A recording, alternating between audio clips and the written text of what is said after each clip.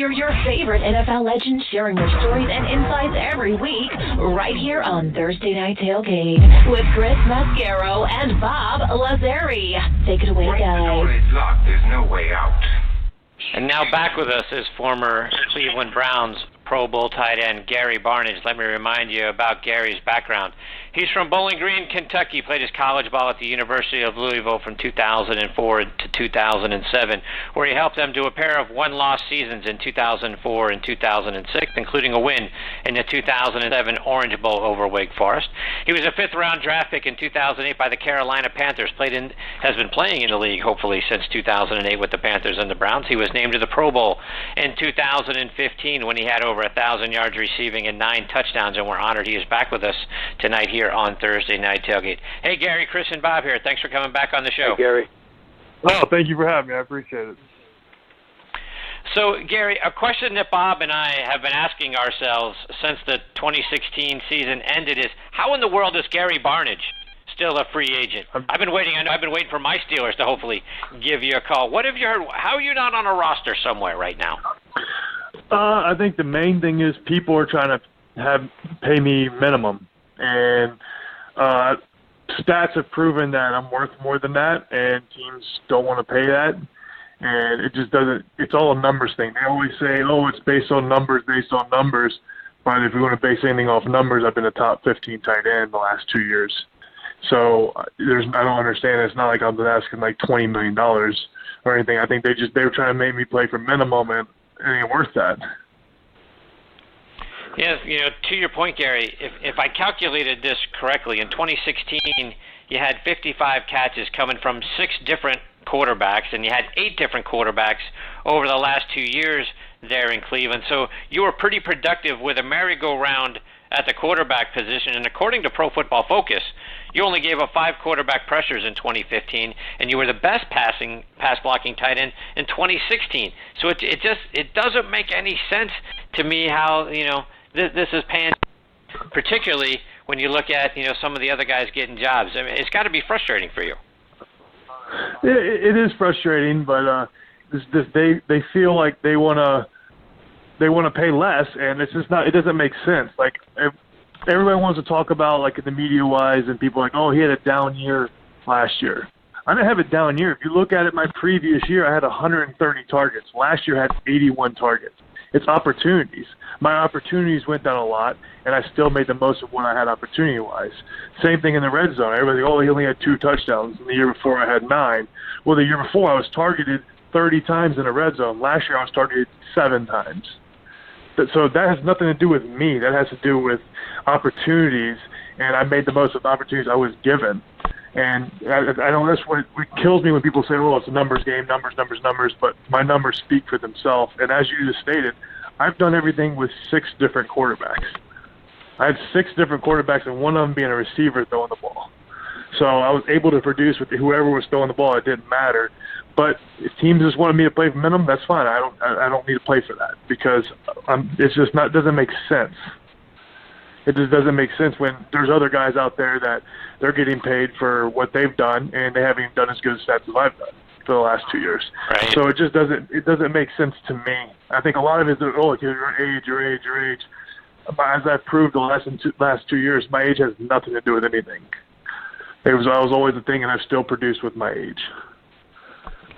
Bob, questions for Gary?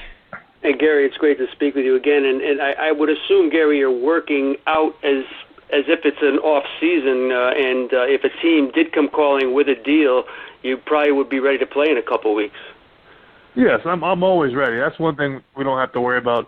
Another thing that teams know that. They know that I have I'm a vet. I know what I'm doing. I know where my body needs to be able to perform, and I always will stay ready.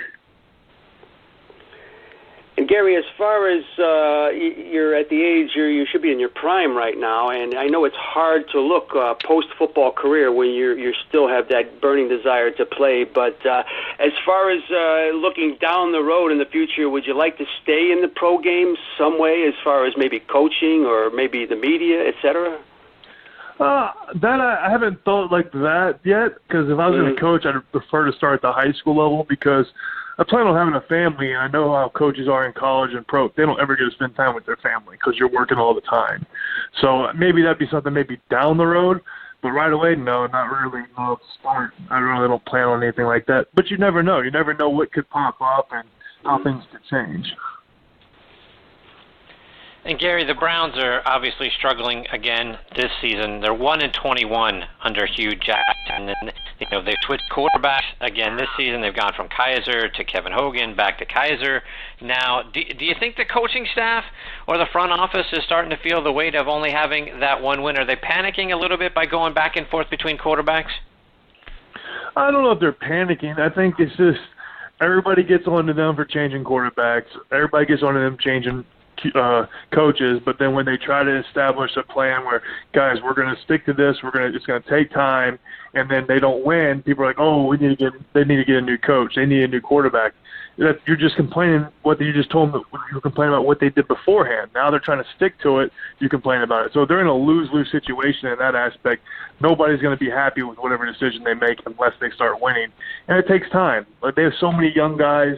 They got rid of all the old guys, so they're trying to build everything up. They're rebuilding everything from literally the ground up. And a lot of the guys don't have experience that are playing, and they're learning, and it's going to take time. And that's the thing that people don't want to have the patience for. And I understand that, but if you want to give them, you don't want to keep having the turnover, you just got to give them the time. And Gary, I want to go back to your college days at Louisville playing for Bobby Petrino. Like I mentioned in your intro, 2004 and 2006, you lose a total of 2 games over those 2 seasons, a 3-point loss to Miami in 2004 and a 3-point loss to Rutgers in 2006. You might be 6 points away from a couple of national championships. Is there any, do you get an if-only moment for those seasons that swirl around because you guys were so good and so close to potentially winning a couple of national titles? I think you definitely have that. I think people are going to have that no matter what. And it's just unfortunate we didn't get to that opportunity, but we are still the first team in school history to win a BCS bowl game in the Orange Bowl. So being able to do that and making that lasting impact on them, and then having the one-loss season my freshman year when we played Boise in the Liberty Bowl and beat them, who was undefeated at that time. I think just having those big wins was huge for the whole school in general, and I think that's awesome, and I'm glad to see Petrino back, and I give him a lot of credit and the coaches that I had there when I was there for where I am now, because they knew how to get the best out of the players and push the players to get the best. Bob, one more for Gary before we let him go? Sure, Gary, I was just wondering, and going back to the being targeted and everything, I mean, those 4 years you spent in Carolina, I think you had less than 40 targets, and I'm sure there was a guy like the talent that you have to catch the ball. There had to be frustration, but then again, I'm sure you learned a lot because it was your first 4 years in the league. Do you look back on those first 4 years as a good learning experience, Gary? I definitely think it's a good learning experience. I know the first year I would not have been ready to play right away. But I think just as it going in and seeing everything and learning how everything works and learning all the details of everything that goes into a season was huge. And it's just unfortunate it took me 8 years to get the opportunity. That's the only bad thing. But I always stress to people that if you get that opportunity, you just keep working, because you never know when that opportunity is going to arise. You need to make the most of it. And I was given that opportunity, and I made the most of it when I was given it. And I think that's all you can do. You just got to always stay ready, no matter, you don't never know when it's going to happen. That's the unfortunate thing. Some guys that might not ever get that opportunity because of where they're at. A lot of it's just the situations you get put in, and you have no control of it, which is unfortunate. Gary, before we let you go, let our listeners know, how can they stay up to date with all the things you're doing, whether it's online or over social media? You can follow me. Everything's at Gary Barnidge on Instagram and Twitter. You can check out afwvcamp.com. That's our nonprofit, and you can follow what we're doing there. And I'm always updating new things. You never know what I'm going to be doing, and I like to have fun. Well, Gary, thank you so much for taking time out of your night to come back on the show. It was great catching up with you. We hope you'll come back and do it again soon. Hopefully this time you're on a roster somewhere, and selfishly I hope it's on the Steelers roster. But we wish you the best of luck, and thank you for being here. Thank you all for having me. I appreciate it. Anytime, Gary. All right, take care, Gary. All right. That is former Browns Pro Bowl tight end Gary Barnidge. And Bob, it's just, it's a head shaker to me. The dollars are what they are, and I don't know what Gary is looking for. But a guy who was as productive as he was, a Pro Bowler just, back in 2015, and all of the quarterbacks, so I looked at the quarterbacks, that he had to, cycle through, if you will, almost on a biweekly basis, right? Josh McCown, Johnny Manziel, Austin Davis, Terrell Pryor, Cody Kessler, Kevin Hogan, Charlie Whitehurst, and RG3. In just that short period of time, where the guys, how can you get any continuity on offense when you're doing crazy stuff like that? And to think he put up over 1,000 yards receiving and 9 touchdowns in 2015, was as productive as he was with all of those guys in 2016. It doesn't make any sense to me, Bob. Mind-boggling, Chris. 32 years old, obviously in good shape, in his prime right now. This guy is a difference maker on a team. Tight end is to me, it's such a valuable, my opinion on that. And we hear about Kaepernick not being on rosters, and this guy we never hear about. This guy's a proven very valuable player on a team, and I just hope things work out for them, Chris. If he's not playing anymore, I just hope he lands on his feet somewhere. Just a very talented player. Yes, he was. All right, coming up here in hour number 2, we're going to be joined by Kevin Chalfant and Darren Nelson. And before Kevin joins us, I want to give a shout-out to our friends over at the Gridiron Greats organization. Folks, please help us support a wonderful cause that's taking care of the guys who left so much of themselves out on the field. Remember, folks, these are the guys who played way back before, they still had to get off-season jobs to support themselves and their families. It's organizations like this one that was started by Mike Ditka, the Gridiron Greats, who are there trying to help these guys we all grew up watching and reading about. Please go online to gridirongreats.org to see what you can do and how you can get involved.